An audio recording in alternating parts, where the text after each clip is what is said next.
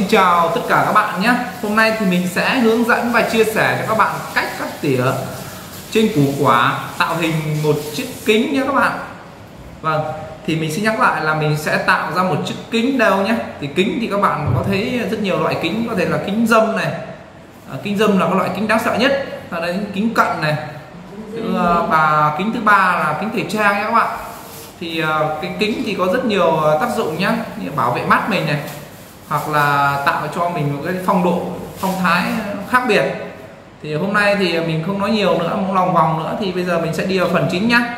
Để tạo ra các tác phẩm một chiếc kính thì chúng ta cần có một con dao pha phối này, một con dao tỉa này, một lọ keo 502 các bạn, và bí đỏ này, cà rốt này. Vâng, sau đây thì mình sẽ đi vào phần chi tiết cụ thể nhé. Các bạn hãy quan tâm theo dõi nhé các bạn. Vâng, thì mình bắt đầu sẽ giới thiệu cho các bạn cách tỉa một chiếc kính nha các bạn. Đây ạ. Đầu tiên thì chúng ta phải cần xác định được là cho nó hai cái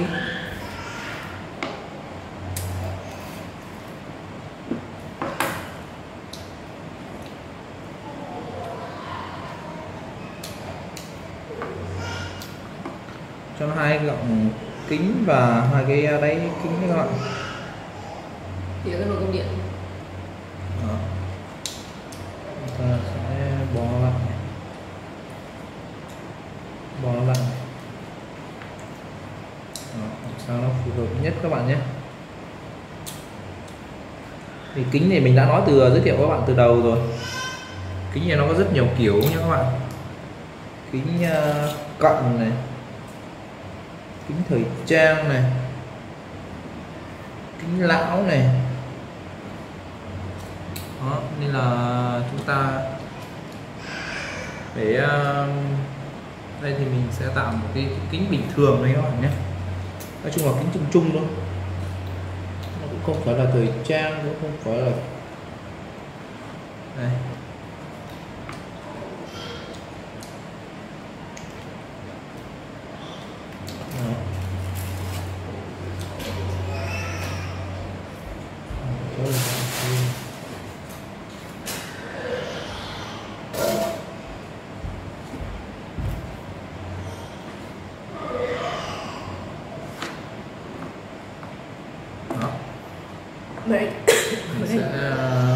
Ở đây chặt mấy cái này không?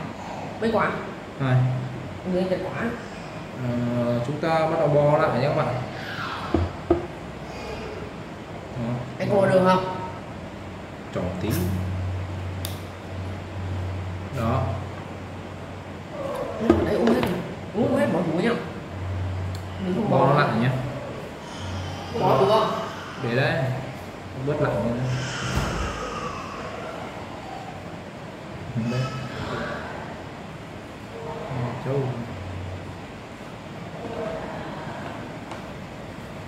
Đó.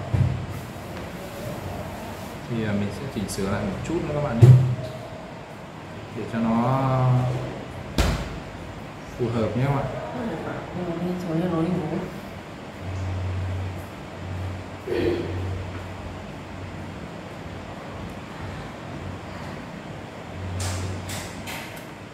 Đó. Chúng ta sẽ đi vào phần chi tiết hơn một chút.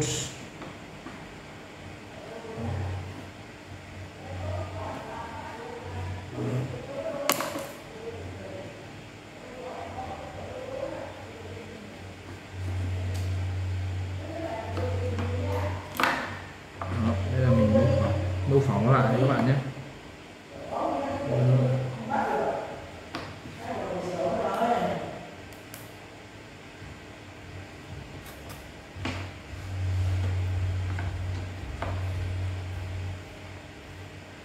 Nước dừa này cả. Từ đánh bóng nó mà bóng dư đồ mất rồi không thấy thì bóng này nó Cháu mình vậy đúng không?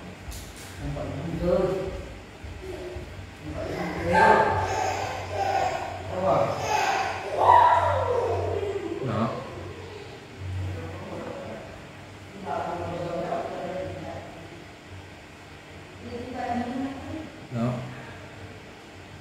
Đó. ta sẽ bó vào. Đó. Rồi sau cái đây là mình sẽ làm hai cái mắt của nó nhé. Tiếp theo thì đến cái phần hình ra một chút nữa.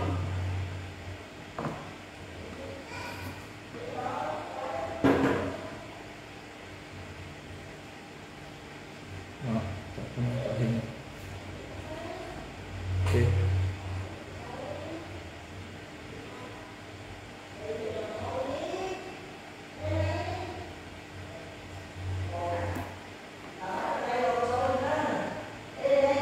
Đó.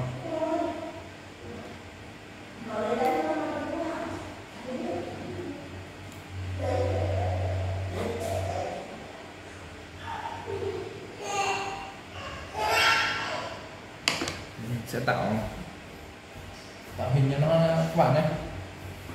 Này rồi thì chúng ta tiếp tục nhé các bạn. Nè, nó tiếp tục.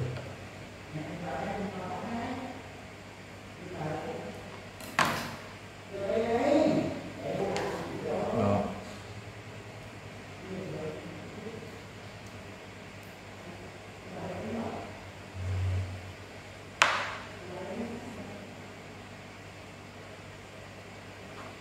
Rồi nó sẽ cắt cho nó một miếng như này,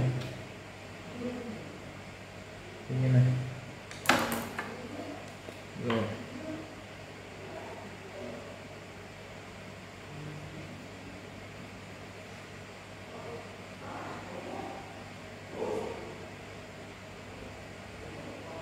đó.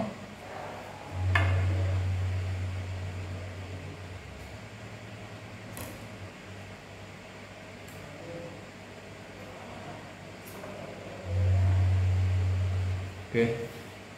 Sau khi đây rồi chúng ta sẽ bo lại một chút nhé.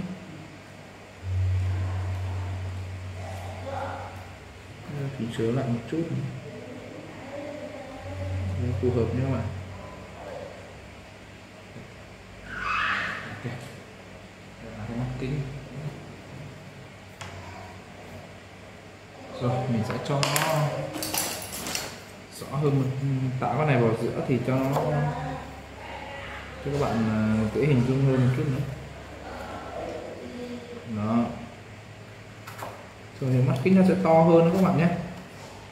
Mình muốn làm cái này thì để các bạn ấy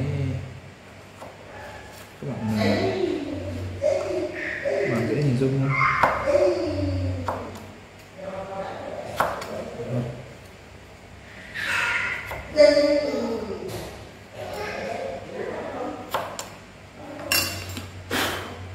Rồi ok, sau đến phần này rồi tí mình sẽ tạo phần tiếp theo các bạn. Kính nhé, ngộ nghĩnh nha các bạn.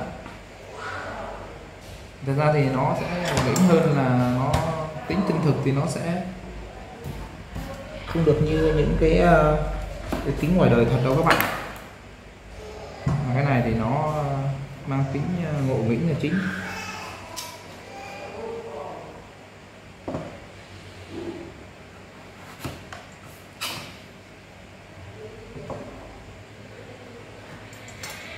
Đó.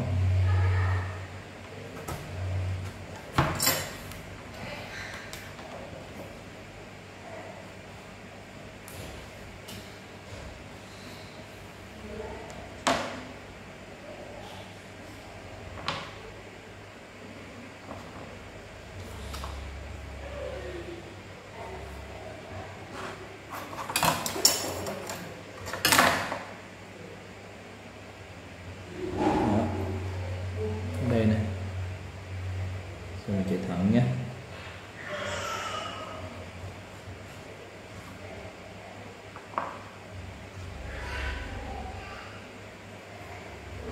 Đây nhé, chạy thẳng nhé.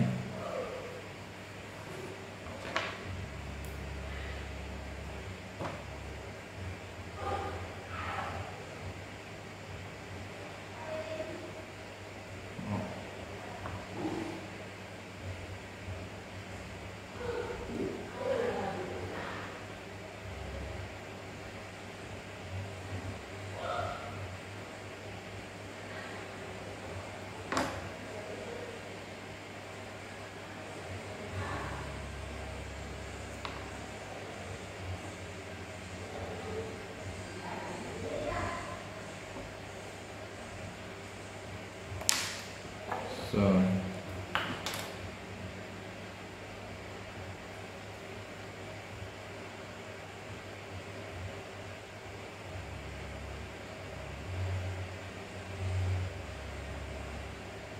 Ok.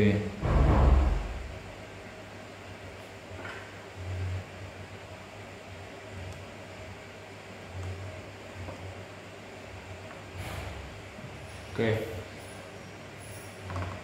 Các bạn.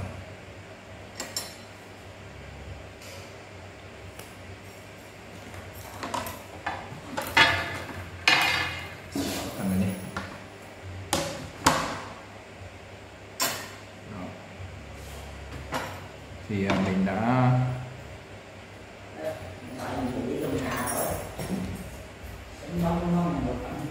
tạo ra một chiếc kính nhé. Kính này thì nó mang tính chất là ngộ nghĩnh và đáng yêu hơn là nó chân thật được nhé các bạn. Đây, một chiếc kính nhé. Đây, các bạn nhìn này. Ok, một chiếc kính đeo cho trẻ con được nhé, nhìn rất thời trang nhé. Cái kính này thì mình đang đấu giá là 2 tỷ đồng nhé các bạn. Các bạn nào có nhu cầu thì hãy liên hệ với mình nhé.